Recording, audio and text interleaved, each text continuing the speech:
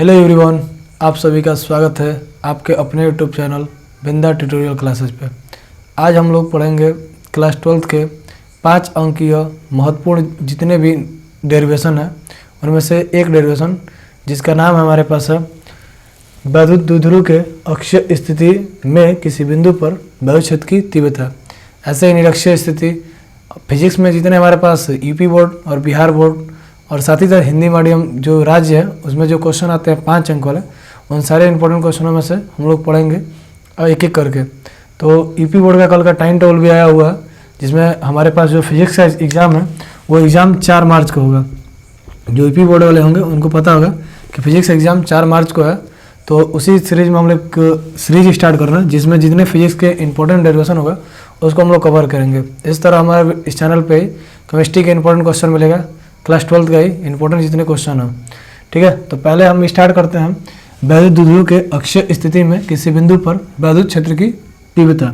तो आपको पता होगा वैद्युत क्षेत्र की तीव्रता की कहानी कि वैद्युत क्षेत्र की तीव्रता क्या होता है। पढ़े थे आप लोग E = F/Q0, F/Q0। इसको हम लोग बोलते थे वैद्युत क्षेत्र की तीव्रता। वैद्युत क्षेत्र की तीव्रता को E से प्रदर्शित करते थे और इसमें हमारे पास Q0 होता है परीक्षण आवेश, और इस पर मतलब किसी भी विद्युत क्षेत्र के अंदर एकांक धन परीक्षण आवेश पर लगने वाला जो हमारा वैद्युत बल होता है उसी को हम लोग क्या बोलते थे, उसी को हम लोग बोलते थे वैद्युत क्षेत्र की तीव्रता, उसी को हम लोग बोलते थे वैद्युत क्षेत्र की तीव्रता। ठीक है, अब हम बात करेंगे वैद्युत क्षेत्र की तीव्रता के अलावा इस फील्ड में। तो आगे हमको देखना है कि कोई वैद्युत द्विध्रुव है, उस वैद्युत द्विध्रुव के कारण हमारे पास उस वैद्युत द्विध्रुव के अक्षीय स्थिति में वैद्युत क्षेत्र की तीव्रता क्या होती है। तो हम बात कर लेते हैं वैद्युत द्विध्रुव। आप लोग पढ़े होंगे कि समान परिमाण के विपरीत आवेश को जब एक दूसरे से हम क्या करते हैं, अल्प दूरी पर रखते हैं। समान परिमाण के विपरीत आवेश को जब एक दूसरे से अल्प दूरी पर रखते हैं तो उस अल्प दूरी पर रखते हैं तो एक निकाय बनता है और इस निकाय को हम लोग बोलते हैं वैद्युत द्विध्रुव। ठीक है, और मान लेते हैं कोई हमारे पास प्लस की आवेश है, दूसरा माइनस की आवेश है, जिसकी बीच की जो दूरी है वो कितनी है, 12। अच्छा, यहाँ से मान लेते हैं कि यहाँ से इसकी दूरी L है और यहाँ की बीच की दूरी, यहाँ से यहाँ तक की बीच की दूरी मान लो मध्य बिंदु O है, यहाँ से यहाँ तक की बीच की दूरी क्या है, L है। तो उस स्थिति में हम देखेंगे तो हमारे पास दोनों के बीच की दूरी टोटल कितनी हो जाएगी, L + L = 12। तो किसी भी द्विध्रुव के मध्य के जो दूरी होता है उसका होता है आपका 12। तो आप पढ़ेंगे वैद्युत द्विध्रुव आघूर्ण, जिसको हम लोग लिखते थे P से, अब P = होता है Q × 12। P = क्या होता है, Q × 12।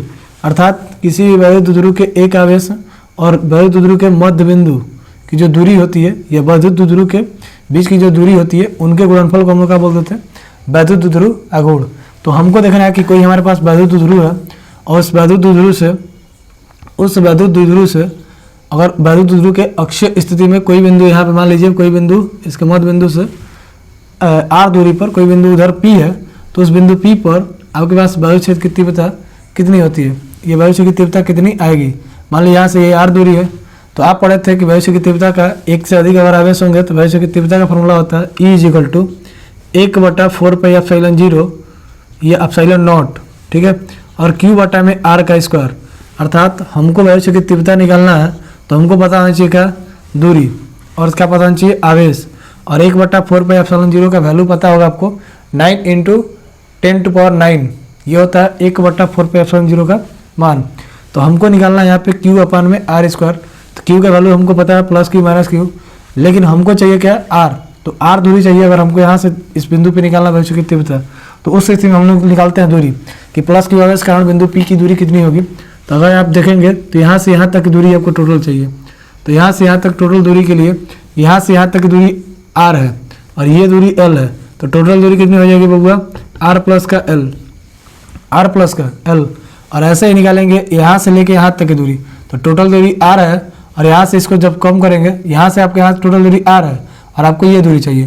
तो यहाँ से देखिए L की दूरी है, तो टोटल क्या करेंगे दूरी के लिए, यहाँ से टोटल दूरी के निकालना चाहे तो ये निकल जाएगा टोटल दूरी R और ये हमारा L। तो यहाँ पर हो जाएगा हमारा R - का L। ये दूरी कितनी हो जाएगी, R - की L। अर्थात कहने का मतलब है कि +Q आवेश के कारण बिंदु P की दूरी हो जाएगी R + की L और -Q आवेश के कारण बिंदु P की दूरी हो जाएगी R - की L। अब यहाँ पे लिख लेंगे हम, अब इसकी कहानी आपको एग्जाम में लिखना होता है, तो यहाँ लिख लेंगे माना कोई प्लस क्यू तथा माइनस क्यू आवेश एक दूसरे से 12 दूरी पर स्थित है जो एक वैद्युत ध्रुव का निर्माण करते हैं। वैद्युत ध्रुव का मध्य बिंदु O है, इससे r दूरी पर कोई बिंदु हमारे पास P है, इससे r दूरी पर कोई बिंदु हमारा P है, या r दूरी के ऐसे भी लिख सकते हैं कि वैद्युत ध्रुव का मध्य बिंदु O है और इससे r दूरी पर अक्षीय स्थिति में कोई बिंदु P है जिस पर हमें वैद्युत क्षेत्र की तीव्रता का मान ज्ञात करना है। ठीक है, और उसके बाद आप लिख सकते हैं अतः चित्रानुसार, चित्र के अनुसार ही जो भी काम करेंगे इसके आगे एक और लाइन और लिख देंगे। माना प्लस क्यू आवेश कारण बिंदु P पर उत्पन्न, मान लो यहाँ पे लिख सकते हैं आप कि प्लस क्यू जो आवेश है इसके कारण वैद्युत की तीव्रता जो उत्पन्न हो रही है वो E1 है, E1 उत्पन्न हो रही है, और माइनस क्यू का जो आवेश है उसके कारण जो वैद्युत की तीव्रता उत्पन्न हो रही है वो E2 उत्पन्न हो रही है। ठीक है, तो अब हम निकालते हैं पार्टिकुलर प्लस क्यू आवेश कारण बिंदु P पर वैद्युत की तीव्रता कितनी होगी। तो पार्टिकुलर निकालते हैं यहाँ पे प्लस क्यू आवेश के कारण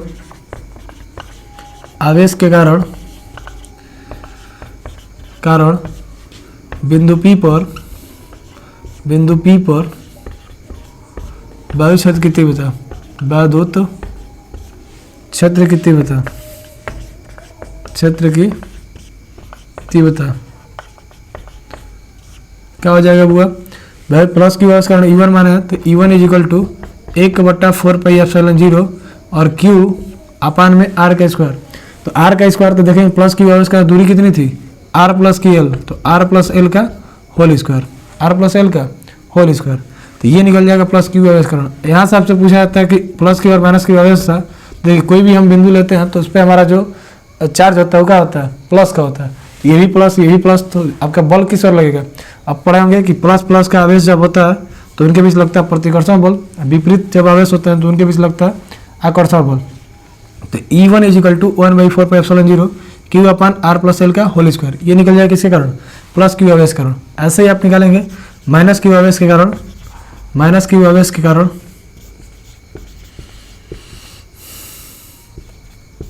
बिंदु P पर वैद्युत क्षेत्र की तीव्रता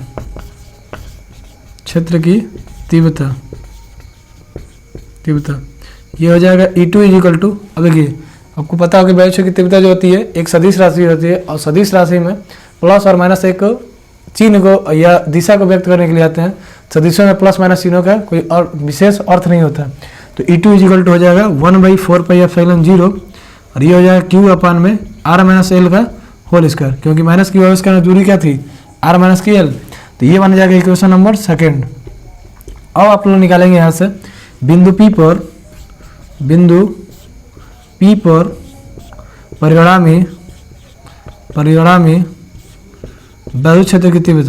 परिणामी वैद्युत क्षेत्र की तीव्रता,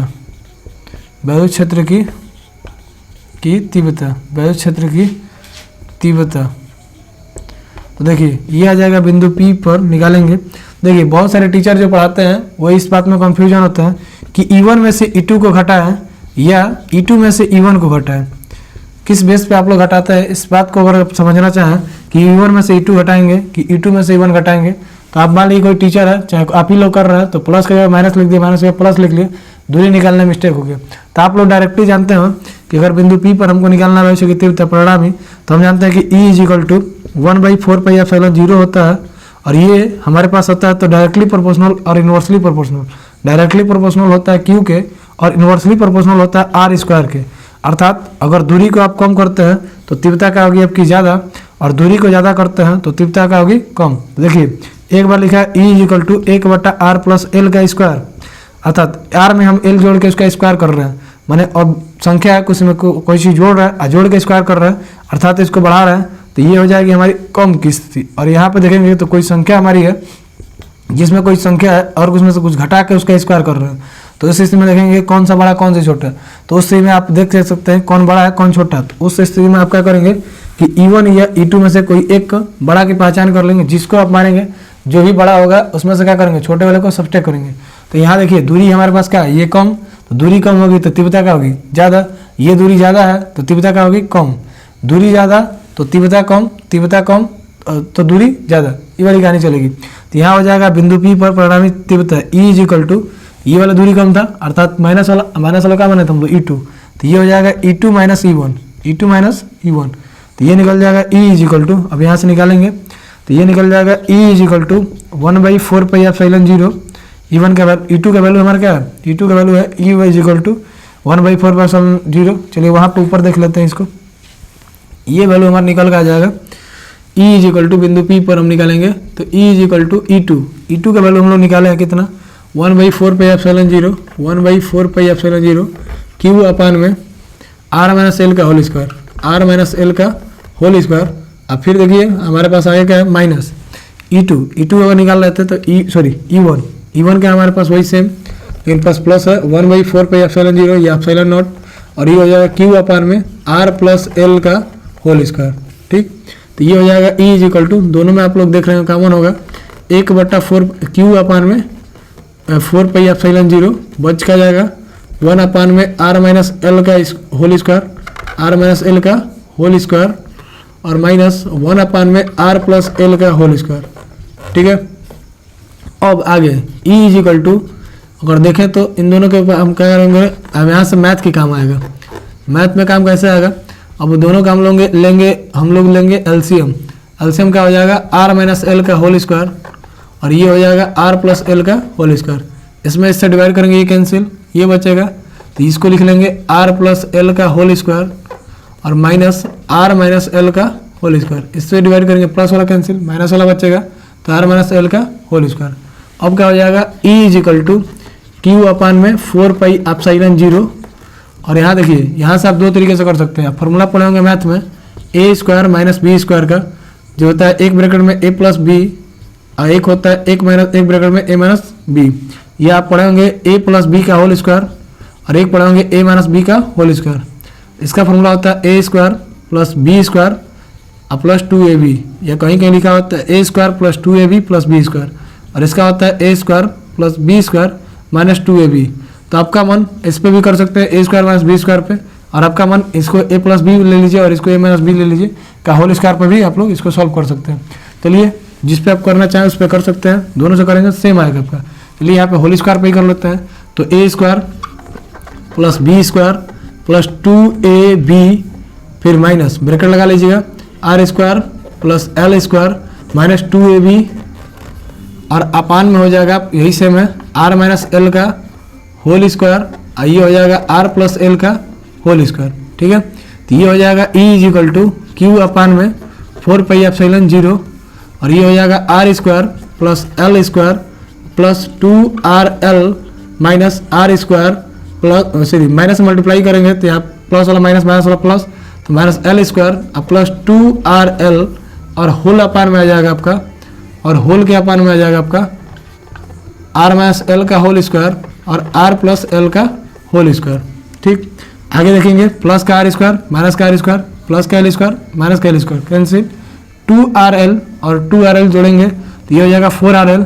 तो ई इज इक्वल टू, इसको लिख लीजिए 1/4πε0, और 4rl को हम तोड़ के लिख देते हैं, क्यू इंटू 2l को एक पास लिखते हैं, इंटू 2r को अलग लिखते हैं। इसका फायदा क्या होगा, अभी हमको पीछे बताए थे कि P is equal to, formula आपको पता था, P इज इक्वल टू होता है Q इंटू 2l। ठीक है, तो हम Q इंटू 2l को लिख सकते हैं, Q इंटू 2l को लिख सकते हैं P, तो इसके ऊपर P लिख लेंगे, ये हो जाएगा r माइनस एल का होल स्क्वायर, और ये हो जाएगा वो आर प्लस एल का होल स्क्वायर। तो ई इज इक्वल टू 1/4πε0, इसके जब हम लोग लिख रहे हैं P इंटू 2r, और अपान में हो जाएगा r माइनस एल का होल स्क्वायर, और ये हो जाएगा r प्लस एल का होल स्क्वायर। तो यहाँ देखिए ध्यान से, अभी आपको बताया गया था पीछे आर स्क्वायर, और ये हो जाएगा r प्लस एल का होल स्क्वायर। तो आप लोग को बताया गया था कि वैध दूरी जो होता है, तो ये जो l होता है ये अल्प दूरी होती है, l का होता है अल्प दूरी, और ये होता है r रियल की दूरी। तो l पर अल्प दूरी या कम से कम दूरी, तो इसलिए हम क्या करेंगे यहाँ पे आगे l स्क्वायर को नगण्य मान लेंगे या l को नगण्य मान लेंगे, क्योंकि l आपका अल्प दूरी है। तो यहाँ पे l को अब यहाँ पे लिख सकते हैं, l का होगा बहुत ज़्यादा छोटा होगा किसकी तुलना में, r की तुलना में, तो इसलिए या अतः l को नगण्य मानने पर, मतलब l का वैल्यू कुछ नहीं होगा, नगण्य मानने पर, ये नगण्य मान सकते हैं आप, नगण्य मानने पर l को नगण्य जब मान रहे हैं तो ये आ जाएगा e इज इक्वल टू 1/4πε0, और ये हो जाएगा p इंटू 2r, और होल अपान में r, देखिए यहाँ पे r का स्क्वायर, यहाँ भी r का स्क्वायर, तो r का स्क्वायर इंटू r का स्क्वायर, तो ये आ जाएगा e इज इक्वल टू 1/4πε0 अब P इंटू 2R और होल अपान में हो जाएगा R स्क्वायर, R कहता है 4, तो ये कार ये कैंसिल, तो ये हो जाएगा E इज इक्वल टू 1/4πε0, ये हो जाएगा 2P अपान में R का क्यूब, ठीक है। ये हो जाएगा E is equal to 1/4πε0 2P अपान में R का क्यूब, और इसका यूनिट होता है न्यूटन पर कूलम। तो यही होता है अक्षीय स्थिति में वैभव की तीव्रता। किसी भी बिंदु के अक्षीय स्थिति में कोई भी हमारे पास द्विध्रुव है, उससे अगर मध्य बिंदु से R दूरी पर कोई भी हमारे पास बिंदु अक्षीय स्थिति में P रहेगा, तो उसके लिए हम इससे इसका व्यंजक निकाल सकते हैं, जो आता है E is equal to 1/4πε0 2P अपान में R का क्यूब। इस तरह आसानी से आप निकाल सकते हैं। इसमें किए क्या, हम सिंपल एक वैल्यू दूरी लिए जिसमें प्लस क्यू और माइनस क्यू का दो अवयव थे, जिनके बीच की दूरी थी कितनी 12। इसके मध्य बिंदु R से हम लोग इसके मध्य बिंदु O से R दूरी पर अक्षीय स्थिति में कोई बिंदु P लिए हैं या P लिया जाता है, जिसमें हमको वैभव की तीव्रता ज्ञात करनी होती है। सिंपली हम प्लस क्यू आवेश कारण बिंदु P पर वैभव की तीव्रता निकाला है, फिर सिंपली हम लोग माइनस क्यू आवेश कारण बिंदु P पर तीव्रता निकाला है। फिर हमको निकालना था परिणामी कि दोनों कारण परिणामी तीव्रता कितनी निकलेगी, तो हम लोग निकाले थे परिणामी तीव्रता E2 - E1, और ये मैथ का कैलकुलेशन है, इसको आप सिंपली कर सकते हैं। तो आशा होगा कि आपको अच्छे से समझ में आया होगा। अगर कोई भी क्वेरी हो या आपके कोई भी दिक्कत परेशानी हो, कमेंट कीजिए। अगर आप चाहते हैं फिजिक्स के जितने भी इंपॉर्टेंट क्वेश्चन हैं और आपको नोट्स चाहिए उसके, या आपको नोट्स चाहिए PDF फॉर्म में, या सिंपली आपको इंपॉर्टेंट जितने क्वेश्चन है वो अगर आपको चाहिए, तो उस स्थिति में आप इस व्हाट्सअप नंबर पे मैसेज कर सकते हैं। अपने नाम के साथ मैसेज कीजिएगा, आपको वो प्रोवाइड करवा दिया जाएगा। नंबर है 9115205401। इस नंबर पे आप व्हाट्सअप कीजिए।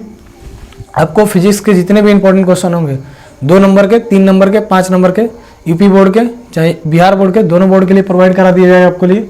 और अदर भी स्टेट को